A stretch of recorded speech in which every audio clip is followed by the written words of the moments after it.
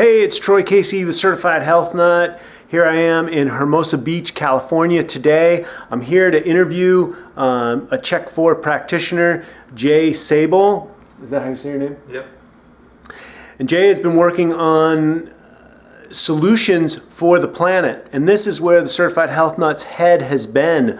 Working in the Amazon for the last 8 years, working to raise consciousness on how important that ecosystem is, how important the soil is in the United States, how important organic food is for our own biology.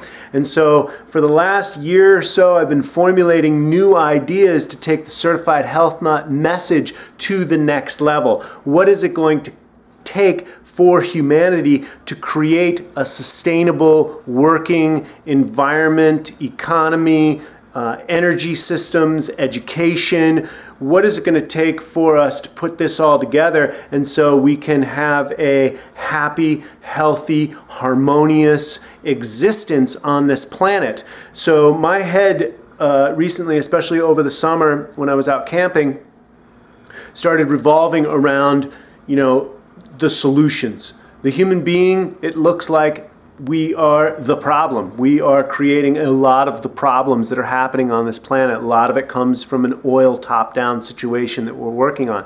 So if we are the problem and the problems are universal, then the solutions must be universal as well. And if we created the problems, then we can also create the solution. The Creator gave us the intellect as well as the human being body, which is a very advanced technological piece of equipment. And so I say that we can create the solutions. And so lo and behold, it wasn't long after I started thinking in this way that I was thinking about intentional communities, free energy, off the grid, that Paul Chek hooked me up with one of his longtime students.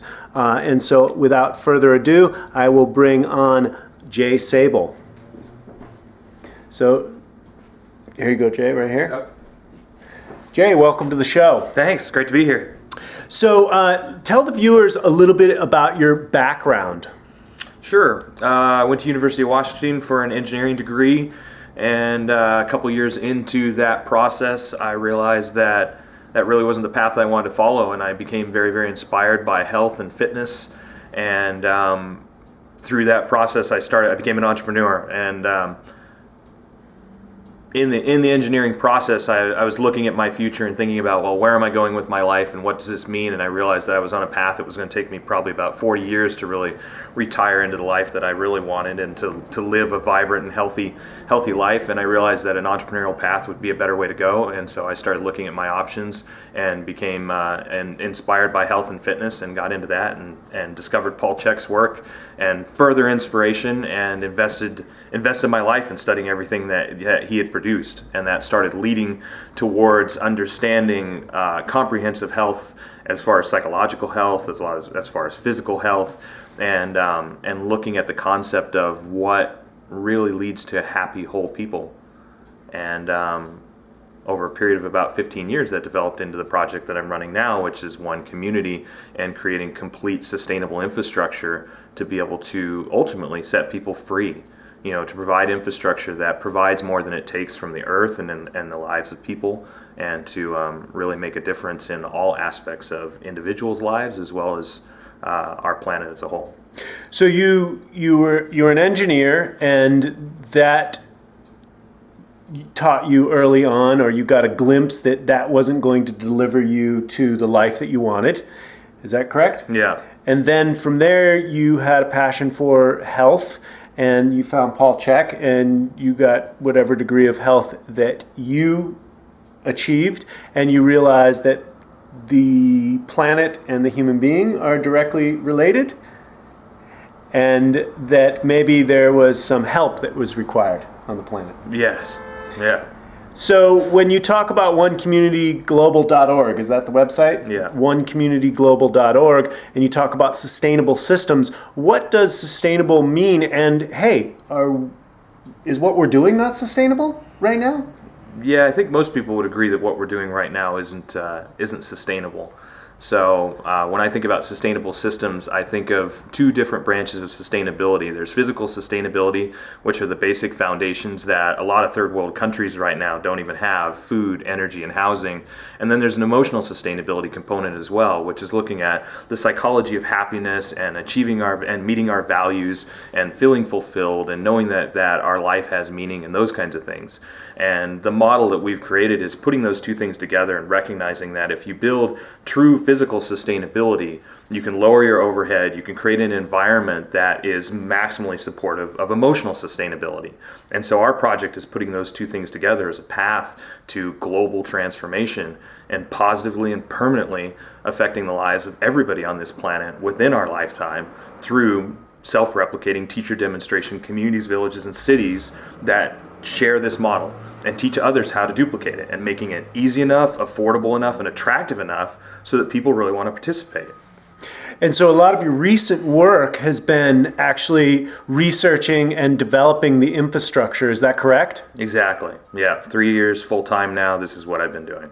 So you've been doing 40-hour weeks for the last 3 years on figuring out how to build houses, build permaculture, build whole full-blown communities. What size community are you working on right now as the template? Well, the initial team will land on the property with 50 members, and then we want to build to an initial group of 30 full-time residents that will host 30% visitors, and then ultimately build to a complete city infrastructure of 2,000 people working on sustainable sustainable solutions for the planet indefinitely. So when you talk about visitors, you're talking about tourists. Yeah. Bringing in the mainstream public to come and visit, experience what it is that we're creating, and then be able to take the open source and free shared blueprints with them to duplicate it all over the world. And that's really our purpose is, hey, come check out what it is that we're doing. If you like what you see and you want to be a part of it, then take this information. We're giving it away for free. We're here to help you to create this elsewhere so that you can then help others create it as well and expand the model around the world as quickly as possible. That's great. So when you talk about open source blueprinting, you're talking about how to build sustainable homes, hay bale houses, geodesic domes at affordable rates. Is that what you're talking about? Exactly. Yeah. Our goal is to provide for free the blueprints, the tools, tutorials, the multimedia presentations, everything that's necessary for people to walk themselves through a do-it-yourself process of duplication. And so that's what our nonprofit organization is all about, saying, okay, we're going to go through this process to create the prototype, but our goal is not just to create the prototype and say, hey, it's all for free. Our goal is to create the prototype and say, this is exactly what you need to do to duplicate it and to build an infrastructure so that people can spring forth additional iterations of the model and let human ingenuity do its job, and create different versions and better versions so the model will spread. That's great. And so the question that comes to mind is, what does a human being need to kind of wrap their head around what you're doing, as opposed to going to a job, driving in traffic, possibly a job that they don't like? What type of mental emotional shift has to occur inside the human being to say, hey, this project that Jay has, that sounds pretty good. Maybe we should start implementing it or grouping together some people. Yeah. How does that roll out? How does that look like in the modern world? Yeah, I think it's really basic economics right now and basic structure of how people look at being happy. Most people don't necessarily want money. They want the things that money would provide. And so when you look at human values and human needs, what are those things? Their variety, their safety and consistency, their growth and contribution, meaningful connections and things of those nature.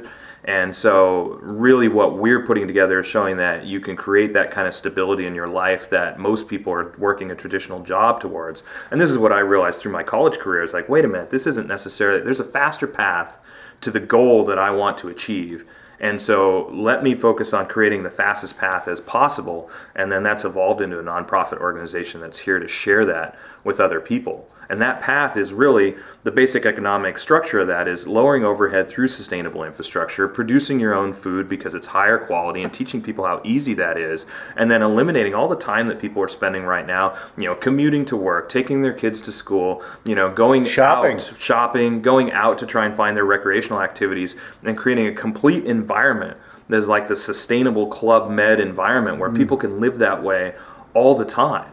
And it's building that infrastructure and showing people that it's possible. And once people experience that, they'll want it. That's great. And that really inspires me and touches me because that's where my mentality is at. So let's play devil's advocate here and, hey, what is this hippy-dippy-doo situation that you guys got going on? Is this communism? Is this socialism? What's wrong with our society today? And, why can't you just blend in and be normal? Why do we need this hippie, community kind of situation going on? Yeah. It's not really an issue of need, it's more an issue of desire, and it's for the people that want it, So our goal is to produce everything open source and free shared, and design it in such a way that is a launch point for the version of this that people want to create for themselves. So we have a really clearly defined model and what it is that we're putting together on the website, but every component is designed to be implemented either as an individual component that people could then create other components from, or as a complete model to be launched as a teacher demonstration, community, village, or city.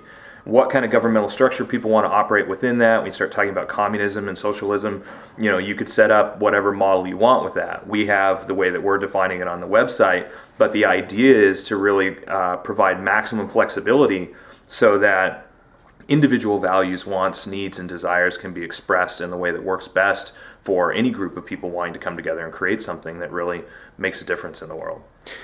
So at the cornerstone of what you're talking about meeting human beings' basic needs in the easiest way. That's the foundation, yeah. And so, and you don't see that happening right now?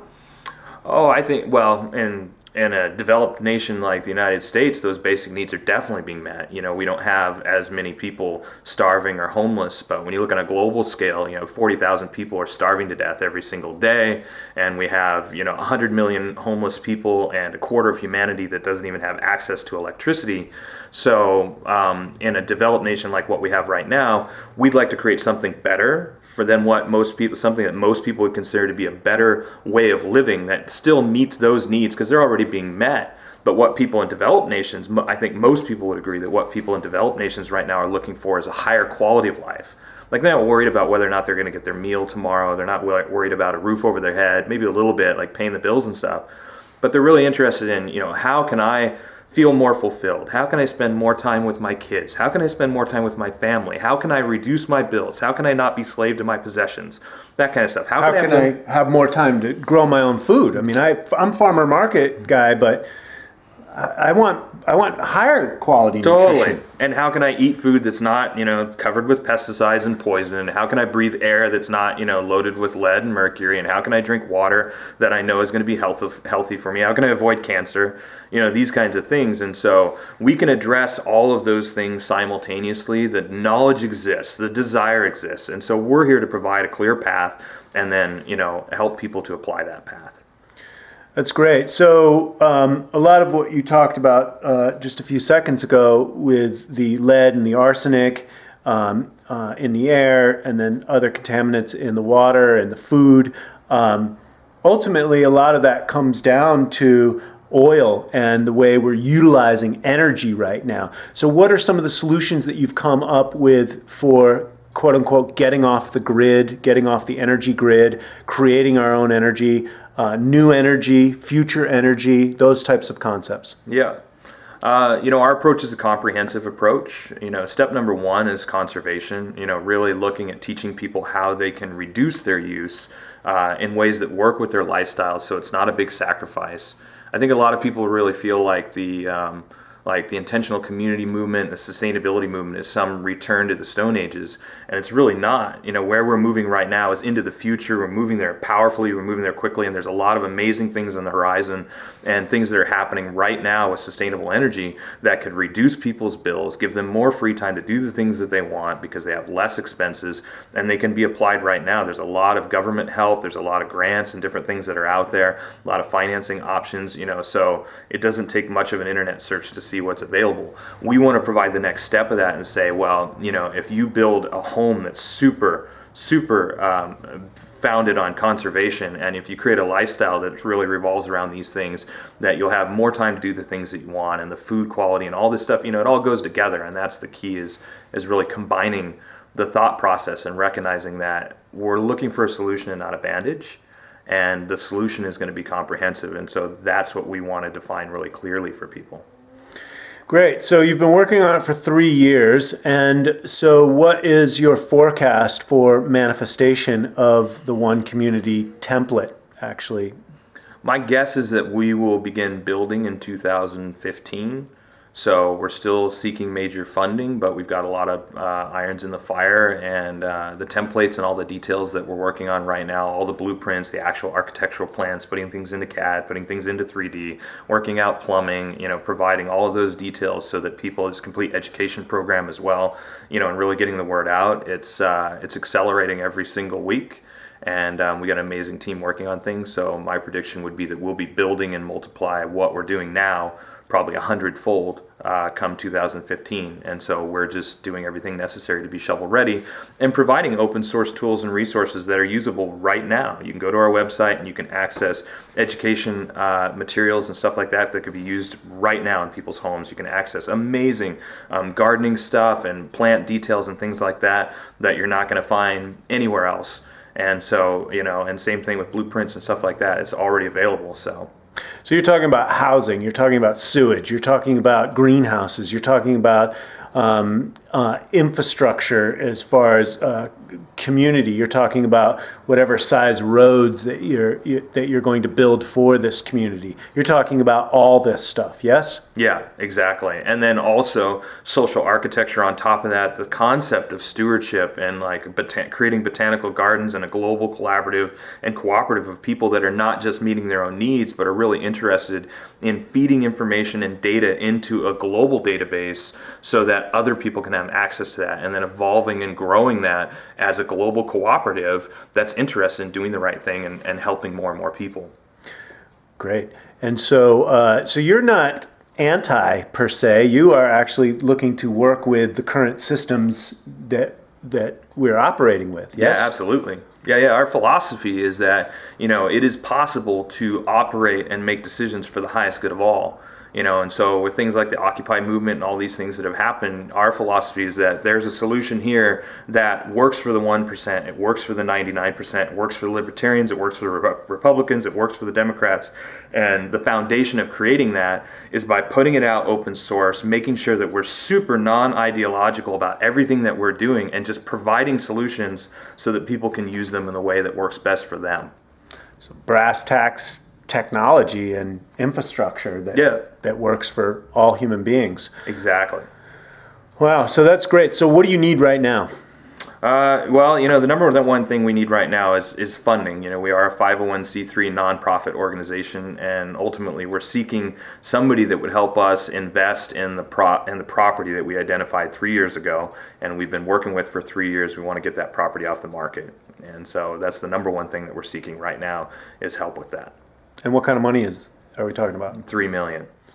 And that will purchase $3 million will purchase the property, which is sufficient for us to expand indefinitely. We'll grow to ultimately to a group of 2,000 people working on global solutions, 2,000 nonprofit volunteers, creating solutions that will be free shared and open source forever.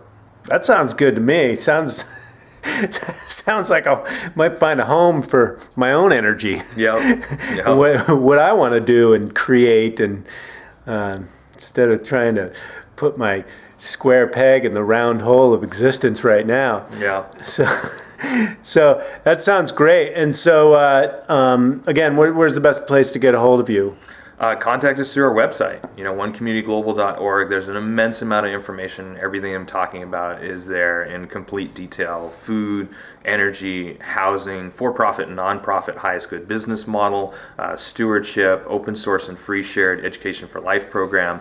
All these details are up on our website, and you can contact us through that, just through the contact link. Great. One last question. So you get a group of people together, and obviously, my studies have shown me that 100% of humans have issues. So what type of mental and emotional, psychological components do we have to deal with people's issues that come up in a community like this? Yeah. Because that's a good question, right? Yeah, it's a great question. We could do a whole show on that. The easiest way that I would answer that would be looking at our community values, which are communication, like clear and open communication, deep and meaningful connection. Internally we have a monthly review process where we connect every single month. Every member of the team connects with another member of the team and does a two-directional review, talking about how their process, their internal process is going, and how their external process is going, and how we can hold each other accountable to moving forward. And there's a huge toolbox of tools that can be applied for helping people work through their issues. The ultimate foundation, though, that I think that really applies to world change and what we're talking about is a clearly defined set of values that people of like mind and consciousness can come together and work together with that set of values. These foundations that say, hey, we agree on these things and we want to create these things together. And so let's come together and create that, because we do better when we collaborate and cooperate.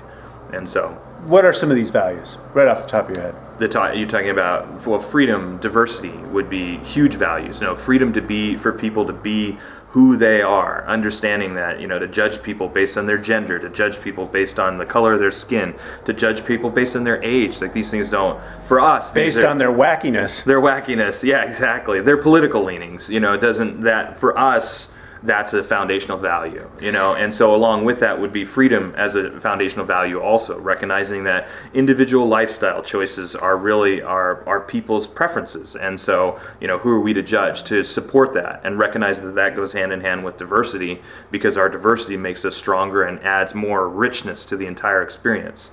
And then there's, values of sustainability. There's values of open source are obviously foundational values for us. And our number one value is creating and living for the highest good of all. And so I would say those are the biggest values that we really stand upon as an organization. And then with that comes, a non-ideological approach, which I think is essential, which is understanding that we say, hey, these are our values, and we're not so attached to them that we think that it's the best way, or it's the only way, or that other people need to do it this way. It's really just the way that we're choosing to operate, and we invite people who agree with that to participate, and we put it out open source and free shared so that people that may not like it that way can do it differently. Right. No, that's great. So there you have it. Here, building the future for humanity in a open and sustainable way. And so, Jay, thanks so much for your time today, and I look forward to staying connected. And anyone who wants to find out more about his updates, you can go to the website or Jay's YouTube channel. Lots of information there. And so just know that there are people on this planet that are working for solutions for the current situation that we are in. And so hold on, because time's coming, and it's going to be awesome. Yes. Thank you. Yeah. Assalamu alaikum.